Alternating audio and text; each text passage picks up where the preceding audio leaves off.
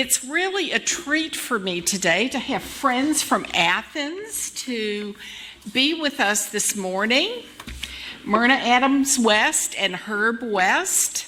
Herb's been a UU since 1976 when he joined the Church of the Larger Fellowship. And after helping start 2 UU congregations in North Georgia in the 90s, he joined the UU Fellowship of Athens in 2001. He's past president of the Board of Trustees and lay minister emeritus, sings in the choir, serves on the Worship Arts Committee and Communications team, and co-led the recent renovation and expansion of the buildings and grounds. He's busy. And Myrna is even as busy as that. So she's been a UU since the late 90s when she became disenchanted with United Methodism and helped found with Herb the Mountain Light UU Church in Ellijay, Georgia. And in 2001, when she and Herb moved to her childhood home in Bogart, Georgia, if you've never heard of it, you're not alone. It's maybe, what, this big? Yeah, just bigger than that now. Oh, a little bigger than that now. Okay. And they joined the UU Fellowship of Athens. At UUFC, she sings in the choir, leads the goddess group, and the writing is a spiritual practice stepping stone, is a lay minister emeritus, and participates in many other activities. In the last several years, she's written lyrics for 3 hymns set to music by her writing partner and often performed at UUFA. So it's wonderful to have y'all here today, and thank you for leading our service. At this time, I'd like to invite Herb to come forward to share our opening words.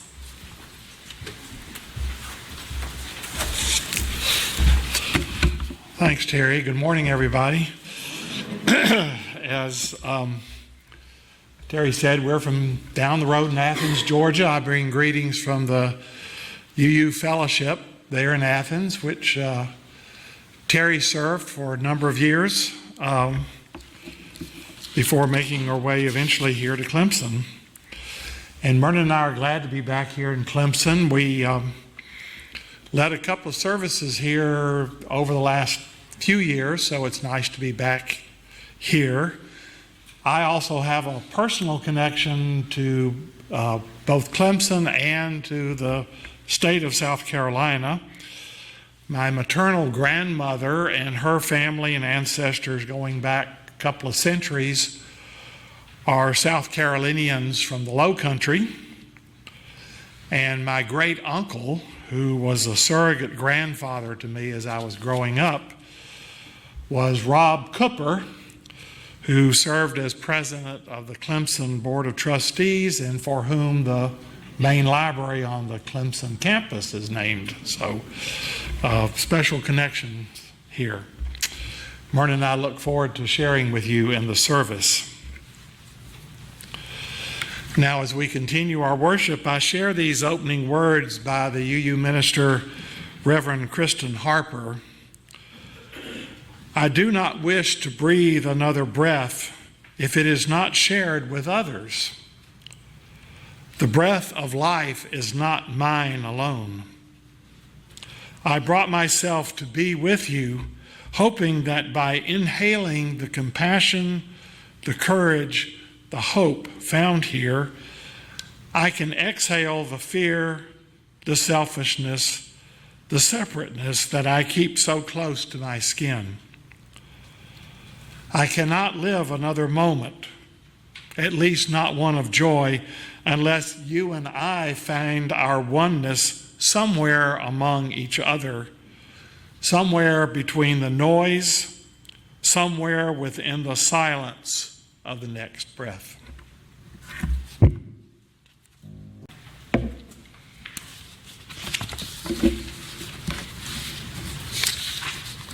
I want to say again how much we appreciate your invitation to be here this morning and for your presence with us. Is it just me, or are you too having trouble finding common ground with some of your loved ones? It would take too long to list the myriad of ideas that some of my loved ones and I are disagreeing over, and I think I need not tell you anyway. You may be disagreeing with some of your loved ones over the same issues, but if you need a hint, I'll point you to those principles that Unitarian Universalists affirm and promote, the principles that are listed in the front of the gray hymnal. Feel free to take a look at them now if you need a refresher. Now, more than ever, the ideals promoted by these principles are under attack. It's not that my loved ones would disagree with these principles should they read them.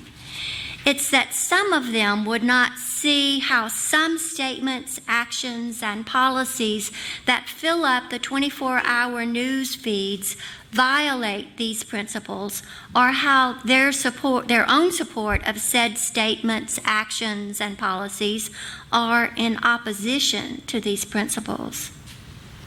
You see, as a Unitarian Universalist who tries to follow the example set by that long ago teacher and prophet named Jesus, sometimes called Christ, I believe these principles are his principles. And sadly, the loved ones I disagree with the most call themselves Christians. Here's the thing I have come to realize. We are living in a time of paradigm shift. For some of us, it is yet another paradigm shift. If you are of the generation affectionately referred to as baby boomers, or of the generation immediately preceding that one, then you lived through some of the major paradigm shifts of the 1960s and 1970s. No doubt, you, like I, sang with the great minstrel of that era, Bob Dylan, "The times they are a-changin'." And we of those generations and the ones that have been born since then mistakenly believed that we were seeing the success of those paradigm shifts occurring throughout the latter part of the last century and into the first decades of this century. Based on more recent events, we may have been wrong about the success part, or not. For I also believe that much of the unrest that is fomenting in our country and indeed around the world is related to the fear generated by the very paradigm shift that has been bending the arc of the moral universe toward justice, a process beginning perhaps in the 19th century with the abolition of chattel slavery. Paradigm shifts do not happen overnight and are subject to occasional setbacks, some of which might be termed major setbacks. Fear of change is nothing new, but also nothing to be ignored. And since we are dealing here with not just change, but for some monumental change, paradigm shifts, it's easy to see why there is so much pushback against the bending of that arc of the moral universe toward justice. But the task is to survive this great turning with faith, hope, and love intact. So how do we, as Unitarian Universalists, supporters of the principles that begin with the acknowledgement of the inherent worth and dignity of every individual and build to the climax of the interdependent web of all existence, how do we nurture ourselves as well as our relationships with our loved ones and others in this time of great turning? I was struck by a line from the song "We Shall Be Known" by Ma Muse that a trio of beautiful voices sang in our service at UU Athens a few weeks ago. They sang, "In this great turning, we shall learn to lead in love." That line spoke to me because I believe we must not just side with love, but we must lead with love. My inner English teacher reminds me that love is a noun that can also be used as a verb, an action verb. Love your neighbor as yourself, Jesus, the great teacher and prophet, said.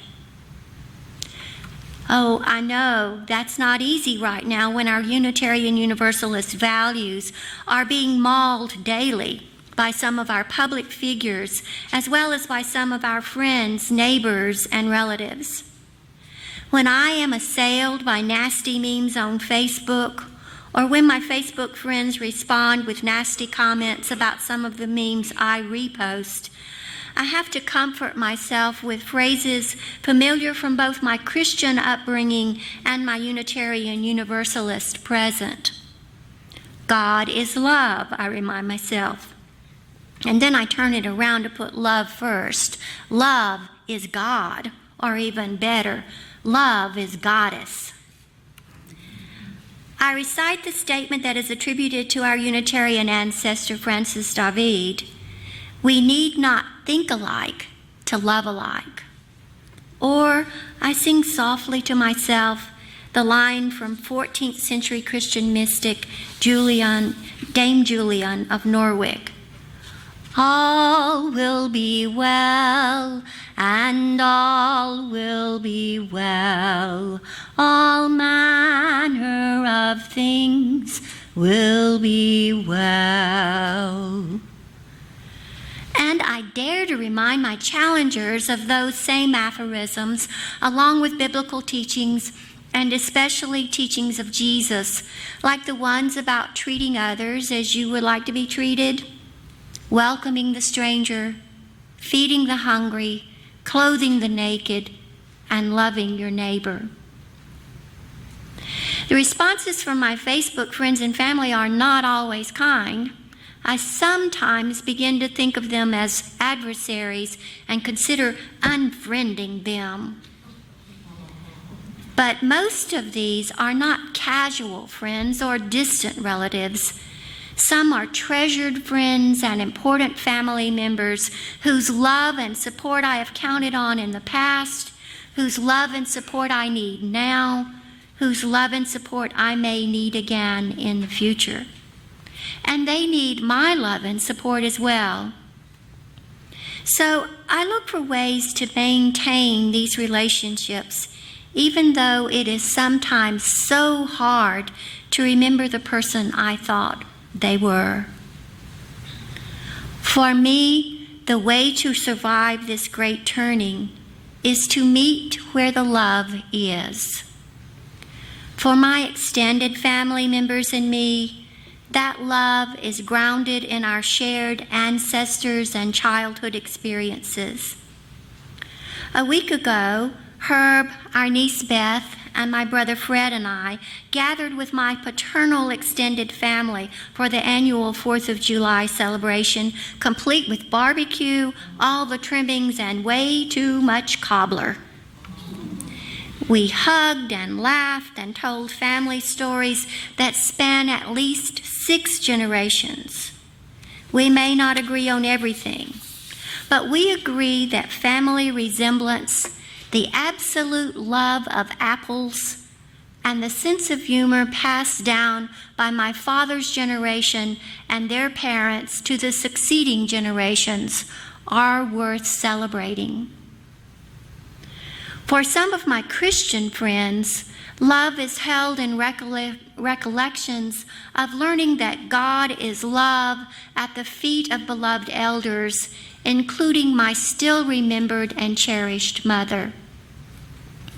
And while we may not always agree on how that love is revealed and expressed in the 21st century, I know that in our hearts they remember, as I do, the unconditional love we received as children. For my college sisters and friends, that love is encased in memories of the years we spent on our hallowed campus, singing, laughing, crying, learning, growing into the women we are today. I treasure those memories, and I am sustained by them. Alas, I have come to understand that some hearts have been hardened for reasons that I may not know and maybe don't want to know. I try not to argue or provoke.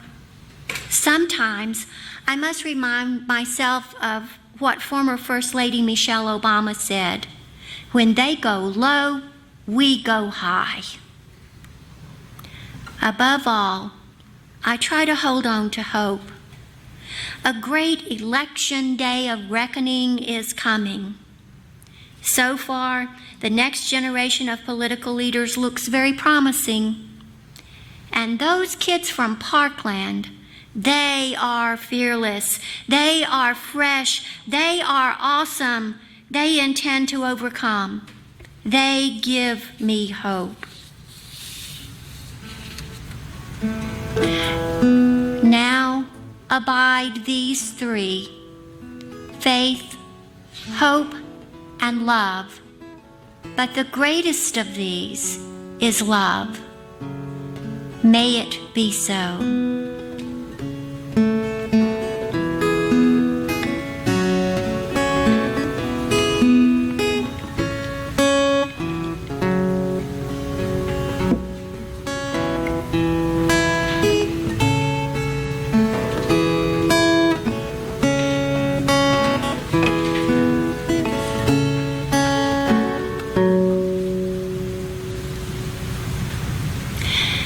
I invite you now to sit back in your seat, take a deep breath, let your body relax. Close your eyes if you'd like.